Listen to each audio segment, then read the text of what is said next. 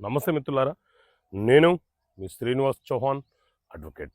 మిత్రులారా, మ్యారేజ్ అయిన ఏడాది లోపే వివాహాన్ని రద్దు చేసుకోవడానికి అవకాశం ఉంటుందా?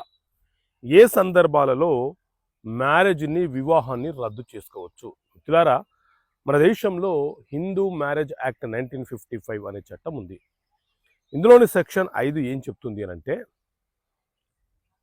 ఒక మైనర్ అమ్మాయిని మైనర్ అన్న విషయాన్ని దాచి మనతో వివాహం చేస్తే, అలాగే మతిస్థిమితం లేని అమ్మాయిని వివాహం చేసుకుంటే, అమ్మాయికి ఇష్టం లేకపోయినా బలవంతంగా వివాహం చేస్తే, అమ్మాయి at the time of marriage నాటికి వేరే వ్యక్తితో గర్భం దాల్చి ఉంటే, లేదా ఆల్రెడీ మ్యారేజ్ అయిన అమ్మాయి